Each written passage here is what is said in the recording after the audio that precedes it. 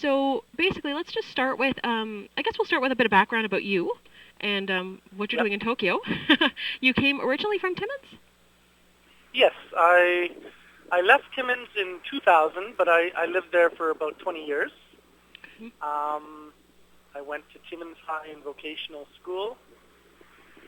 I worked as a high school student. I worked for the Timmins Parks and Recreation as a lifeguard and swimming instructor.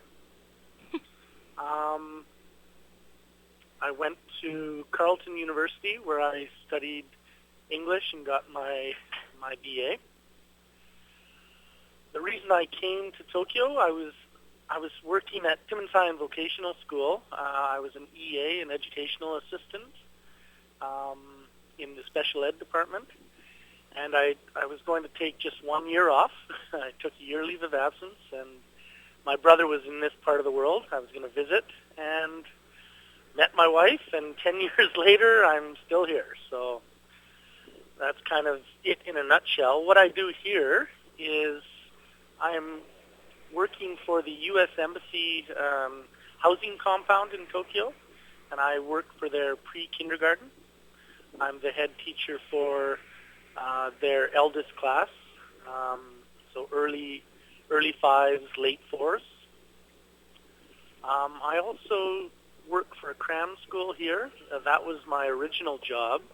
I've been with them for 10 years, and I teach grade 5 and 6 students, and that's for the entrance exams here in Japan. The book originally,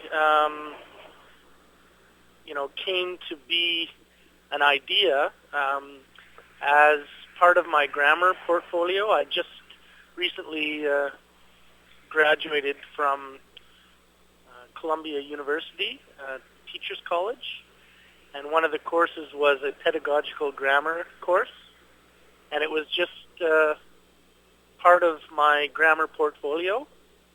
But then when my daughter was born, I decided to give the nameless character, a name, and create an actual story, not just have a grammar lesson involved. So cool. So Cole the Mole was born. Yeah, Cole the Mole. And if you say Cole the Mole quickly, it's in Japanese that sounds like Kodomo, which means child. So it's the story was inspired by my daughter, because it wasn't a story in the grammar portfolio. It was just a mini chance that taught prepositions and phrasal verbs of motion.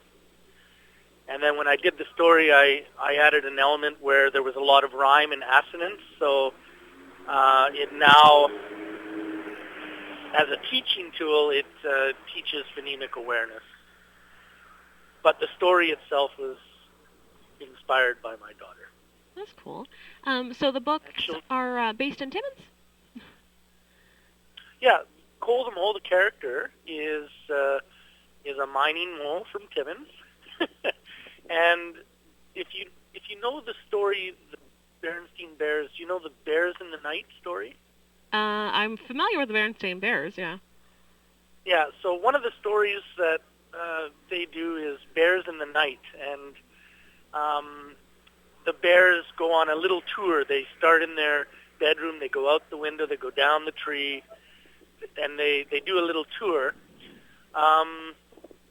What I did with Cole is this mole starts at the bottom of his hole, and every step of the story relates still to the hole, because I wanted to make it simpler for learners of English to notice the prepositions and the phrasal verbs.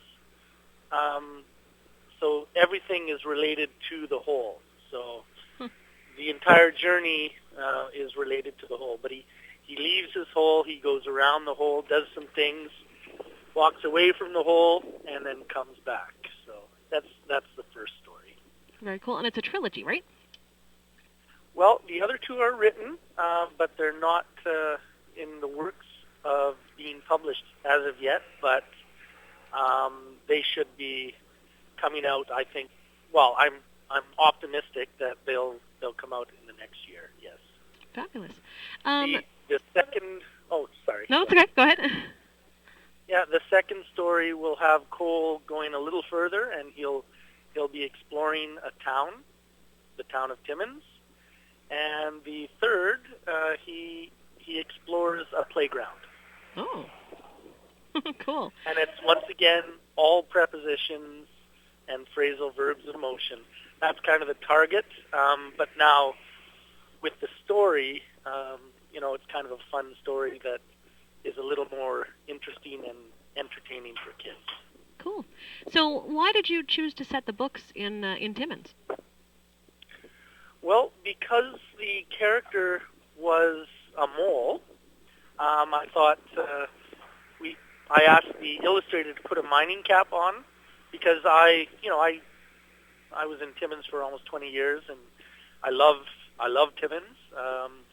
I haven't been back in the 10 years I've been here. I always make it as far as British Columbia, because that's where my family is now. But that was one of the reasons, because I've always loved Timmins, and I miss Timmins. Awesome. So there's illustrations to go along with. Is there a little bit about the illustrator that you could say? Yeah. His name is Michael Elwin Setiadi, and he's from Indonesia. He's a graphic designer, but he does game design. And basically, I got in contact with him on the internet, and I was looking for artists. This was when I was doing my grammar portfolio, and he was interested. And he's done about 10 projects for me now. So really talented artist. And well, the book itself, this book, the character is really well done. So for sure.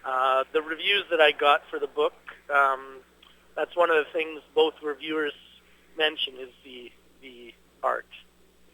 He's very talented. Cool. I guess what kind of an age range is the book suited for? Books. Well, I would say suited for three and above.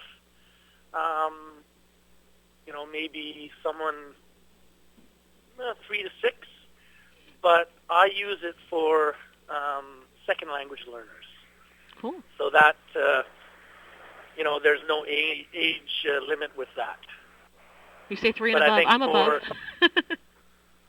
Well, I think it'll be fun if you have children. It's a fun story to read because, well, each page will have a different phonemic awareness target. So it's kind of a rhythmic story to read. So I think parents will enjoy reading it to their children because of the kind of the rhythm and rhyme and the assonance. So cool. I guess so. Lastly, where and when can people get the book and cost range? I guess. Well, the book will be coming out next week. My daughter's birthday is January 13th, her second birthday, so the release date is set for that day. Oh, cool. The book is $17, and it can be found on Amazon.com.